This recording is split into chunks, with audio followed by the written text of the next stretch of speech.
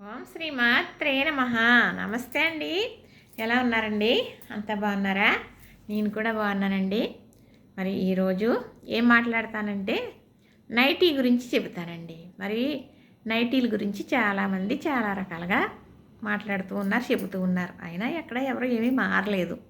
పెద్ద పెద్దవాళ్ళు కూడా చొరవ తీసుకుని చెబుతున్నారు ఈ నైటీ గురించి. మరి నేను పెద్దదాన్ని కదా, ఏదో 4 ముక్కలు నాకు తెలిసినవి చెబుతాను. నైటీ గురించి మాట్లాడుకుందాం. నైటీ అంటే నైట్ వేసుకునేదే కదండి. నైట్ వేసుకుని పడుకోవటానికి మనకి సుఖంగా కంఫర్ట్ ఏదో అంటారు, అది నాకు అంటాం రాదు. ఇప్పుడు పగలంతా కష్టపెడతాం, ఇంట్లో వండుకోవటం, పెట్టుకోవటం, భర్తను చక్కబెట్టుకోవటం, పిల్లల్ని చక్కబెట్టుకోవటం చేసుకుంటాం మనం. నాకు లాంటి వాళ్ళు ఉన్నారంటే ఇప్పుడు ఉద్యోగం చేసి వాళ్ళు ఉంటారు, వాళ్ళు కూడా ఉద్యోగానికి వెళ్తారు, కష్టపడే వస్తారు. చదువుకునే పిల్లలు ఉంటారు, ఆడపిల్లల మాట చెప్తున్నాను, వాళ్ళు వెళ్తారు కష్టపడి చదువుకుని అలసిపోయి వస్తారు. సాయంత్రం చేసే పని ఏంటి? వచ్చిన తర్వాత చక్కగా వాళ్ళు ఎక్కడికన్నా వెళ్ళి వచ్చినప్పుడు ఏం చేసేవారు? పూర్వమైనా కూడా వచ్చిన వాళ్ళు కాళ్ళు కడుక్కుని అన్నీ స్నానం చేసి ఆ బట్టలు ఇప్పేస్తారు కదా.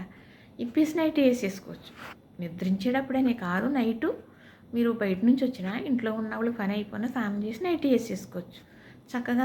మనం పొద్దు నుంచి కష్టపడి ఉన్నాం కాబట్టి వాళ్ళు చదువుకుని వచ్చినా, వీళ్ళు ఉద్యోగం చేసి వచ్చినా, మనం ఇంట్లో పని చేసుకున్నా చక్కగా స్నానం చేసామా, నైట్ వేసేసుకున్నామా, పడుకున్నాం అనుకోండి, హాయిగా మనకి ఇది నైట్ ఫ్రీగా ఉంటుంది, చక్కగా నిద్రపడుద్ది. రేపు పొద్దున్న ఇంట్లో పని చేసుకుని దానికి శక్తిగా మనం తయారవుతాం. బయటికి వెళ్ళి చేసుకున్నాకి చక్కటి నిద్ర పట్టేస్తే హ్యాపీగా వాళ్ళు తయారవుతారు. ఇది తప్పు ఏమీ కాదు. నైటీ అంటే నైటే వేసుకోవాలి. మరి అలాగే వేసుకునేది లేదే, ఇంకెప్పుడు పగలో రాత్రి నైటీలే. ఏం కొనుక్కోవాలన్నా 4 నైటీలు కొనేసుకోవడం, స్నానం చేస్తే పొద్దుటే ఆ నైటీతో ఇంకో నైటీ వేసేసుకోవడం, ఇలాగే కదండి జరుగుతుంది. ఇప్పుడు ఎక్కడో కాదండి, మా పిల్లలు ఉన్నారు, ఆడపిల్లలు 2, వాళ్ళు కూడా అలానే వేసుకుంటారు. మా మనవలు ఏమంటారో తెలుసా? వాళ్ళ అమ్మాయి ఎక్కడికన్నా వెళ్ళినప్పుడు చీర కట్టుకున్న డ్రెస్ అంటే బయటికి వెళ్ళినప్పుడు వేసుకుంటారు, చీర అంటే ఎప్పుడూ కానీ కట్టుకోరు. అమ్మో ఎన్నాళ్ళయిందో మా మమ్మీ నైటీ మానేసి ఇప్పుడు చీర కట్టుకుని చూసి, ఈ చీర కట్టుకోవడం చూసి ఎన్నాళ్ళయిందో అని మాట్లాడేస్తారండి వాళ్ళు. పెద్ద పాప బాబు కొంచెం పెద్దోడే, చిన్న పాప బాబుకి 8 ఏళ్ళే. నీ చీర ఎంత బాగుందో, ఇలా కట్టుకో చీర, ఆ చీర కట్టుకొని చెప్తాడంట మా చిన్న పాపకి. మా ఆడపిల్లలు ఉన్నారండి నాకు ఇంట్లో ఈ నైటీతో ఉండేవాళ్ళు, అందుకే మీకు నేను చెబుతున్నాను. మరి మా కోళ్ళు అలా కాదండి, చక్కగా నేను చెప్పినట్టుగా పనులన్నీ అయ్యాక నైట్ స్నానం చేసి నైట్ వేసుకుంటుంది. తెల్లారేటప్పుడు నేను 5ంటికి లెగుస్తాను, నాకన్నా ముందు లేచిపోతుంది. తన పనులు డ్రెస్ అయ్యి చేసేసుకుని స్నానం చేసి డ్రెస్ చేసేసుకుంటుంది మా కోళ్ళు అయితే. ఇలాగా ఉంటుంది. ఇప్పుడు మనం ఇంట్లో తల్లి పిల్ల కోళ్ళు ఎంతమంది ఉన్నా నైటీలు వేసుకుని చక్కగా మసిలేస్తున్నారు. ఇంకా ఇంట్లో మగోళ్ళు ఉంటారు, పిల్లలు ఉంటారు, ఇంట్లో యజమాని ఉంటాడు. ఇంకా ఈ నైటీతోటే ఇంట్లో ఎవరన్నా వచ్చారనుకోండి అతిథులుగా మన ఇంటికి, మగవారు వచ్చినా ఒక తుమాలో ఒక టవలోటి ఇలా పాడేసుకుని ఆ నైటీ మీద వెళ్ళిపోయేళ్ళతో మాట్లాడేసి పంపేస్తున్నారు. అయ్యాళ్ళు వచ్చేటప్పటికి నైటీతో ఉన్నామన్నా ఫీలింగే లేదు. ఇప్పుడు తల్లి కూడా పిల్లతో సమానంగా వేసుకు తిరుగుతుంది, ఇంక పిల్లకి ఏం చెప్తుంది? పగలెందుకమ్మా, అన్నయ్యలు ఉంటారు, తమ్ముళ్ళు ఉన్నారు, లేకపోతే నాన్నగారు ఉన్నారు, ఇంట్లో వీళ్ళు ఉన్నారు కదా, నైటీతోటి ఏంటి స్నానం చేసి డ్రెస్ వేసుకోమ్మా అని చెప్పి అమ్మే మరి ఆవిడ కూడా నైటీతోటి ఉంటే ఇంక పిల్లలకి ఏం చెప్తారు? అంటే తప్పుని కాదండి, ఆడవాళ్ళు మహాలక్ష్మిలాగా ఉండాలని చెబుతారు, ఉండాలి కూడా. పొద్దుట మనం స్నానం చేసిన తర్వాత డైలీ చీరలు ఉంటాయి కదండి, చక్కగా చీర కట్టుకుని ఒట్టు పెట్టుకుని పూజ చేసుకుని ఉంటే పూజ చేసుకోండి. లేదంటే యథావిధి పనిలోకి మనం దిగాలి, వంట పనిలోకి అయ్యంటే స్నానం చేసి వెళ్ళాలి. మరి అందరికీ అది వర్తించదులేండి. ఇప్పుడు నాకులాంటి దానికి కుదురుతుంది, ఎందుకంటే లెగిసిన తర్వాత చక్కగా స్నానం బ్రష్ చేసేసుకుని గుమ్మాలు తుడుచుకుని స్నానం చేసి పూజ గదిలోకి వెళ్ళి పని ఉంటుంది నాకు. ఎందుకంటే నైటే గిన్నెలతో సహా కడిగేసుకొని చేసేసుకోవడం అయిపోతుంది కాబట్టి. మరి అందరూ నాకులాగే చేయండి అని నేను చెప్పకూడదు, నాకు సాగుతుంది కాబట్టి. ఇప్పుడు మేమిద్దరం ఉన్నాం కాబట్టి మా వారు నేను చేసేసుకుంటాను, కానీ మా వారు కూడా హెల్ప్ చేస్తారు నాకు. మరి పిల్లల్ని స్కూల్కి పంపించుకునే అమ్మాయి ఉందనుకోండి, మరి పరిస్థితి ఏంటి? ఇప్పుడు రాత్రి వేసుకున్న నైటీ ఉందనుకో, పొద్దుట బ్రష్ చేసుకుంటుందో లేదో తెలియదు. ఆ పిల్లలకి క్యారేజీలు పెట్టి పంపుకోవాలంటే అబ్బడది ఇవ్వడం ఆ టైంకి అందివ్వాలంటే ఆ అమ్మాయి చేసుకురావాలి కదా. మరి అది కాల పరిమితం, అలా చెయ్యకూడదు అని నిబంధన మనం పెట్టకూడదు.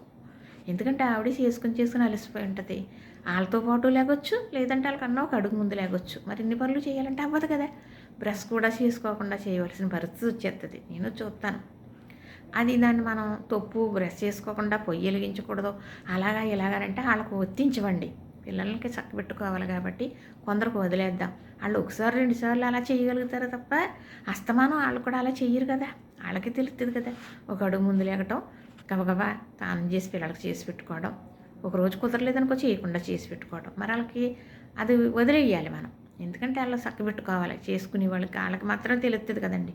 ఇప్పుడు అన్ని సాగినోళ్ళు అలా చేయట్లేదు కదండి. ఇప్పుడు నాకులాగా సాగినోళ్ళు ఉంటారు. ఇద్దరమే ఉన్నామో పొద్దున్న లేసి ఏమీ ఉండదు. చక్కగా మా వారు బిందె మంచినీళ్ళు పట్టుకొస్తారు, మున్సిపల్ వాటర్ బయట వస్తుందని. చక్కగా పాలు తీసుకొస్తారు, కూరగాయలు తీసుకొచ్చి కడిగి అక్కడ పెడతారు. నేను సాయంకాలం గిన్నెలు కడిగేసి ఒక బుట్టలో పెట్టుకున్నవన్నీ తీసి సర్దేస్తారు.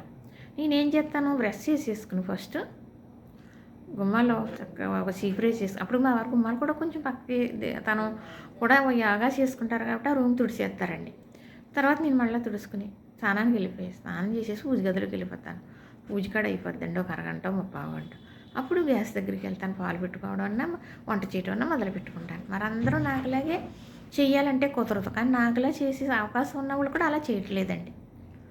చేయాలి లెక్క ప్రకారంగా అలా చేసి ఒక అలవాటుకి మనం ఇంతవరకు పిల్లలతోటి చక్కబెట్టుకున్నాం. నేను కూడా మరి స్నానం చేయకుండా కూడా వంట చేసేసిన రోజులు ఉన్నాయి. 3 పిల్లలు స్కూల్ తర్వాత కాలేజీలకి పంపుకున్నాను. నాకు తెలుసు. నేను అప్పుడు ఏమీ ఎరగని నిప్పత్తిని కూడా చెప్పకూడదు. నేను ఉన్నది చెప్పాలి. ఆ అనుభవం నాకు తెలుసు కాబట్టి అలా చేసేవాళ్ళు మనం ఏమనకూడదని కూడా నేను చెప్తున్నాను కదండి. ఇప్పుడు చెప్పామనుకోండి, తల్లి పిల్ల కోళ్ళో ఇలా నైటీలు వేసుకుని మసిలి వాళ్ళు ఇంకా ఎవరు చెప్తారు? కోళ్ళున్నా కూతురున్నా ఆవిడ కూడా నైటీతోటే ఉన్నప్పుడు కోళ్ళకి ఏం చెప్తుంది, కూతురికి ఏం చెప్తుంది? ఆవిడ వేసుకుంటుంది మనకు చెప్తుంది అనుకుంటారు. వింటారా? వినరు. మామూలుగానే వినరు. మరి పూర్వం ఉందనుకోండి, 11 సంవత్సరాలు వాడిని ఏం చేసేవారు ఆడపిల్లలకి, బయట ఏం చేసేవారు. బయట ఏం చేసిన పిల్ల అలవాటు అవ్వాలి కదండి. బయట 11 సంవత్సరాల పాపాయి ఎలాగా ఉంటుంది చెప్పండి. అసలు జారిపోతూ ఉంటుంది, ఆ బయట ఊడిపోతూ ఉంటుంది. ఇలా వేసుకోవాలో అలా వేసుకోవాలో తెలియదు, ఇలా దాసుకోవాలో తెలియదు కదా.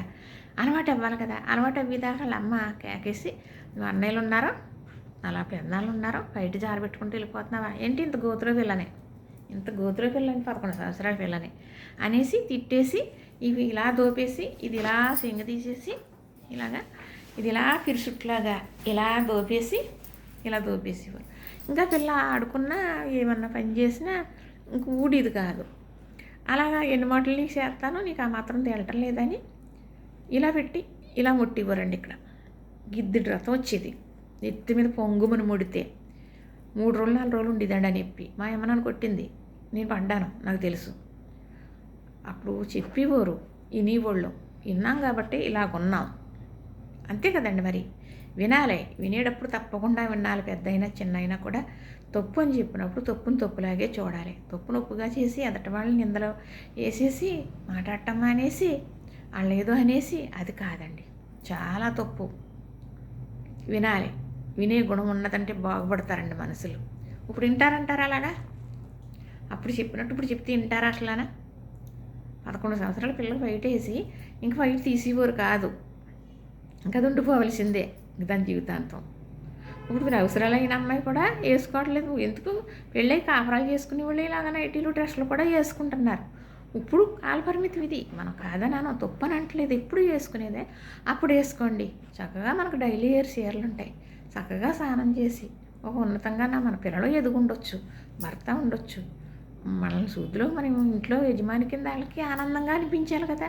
ఏమండి నైటీ వేసుకుంటే అనిపించదంటే మూర్ఖంగా మాట్లాడితే ఎవరు ఏమీ చెప్పలేం. అందుకే పెద్దలు గురువారీలు చెబుతున్నారు కదండి.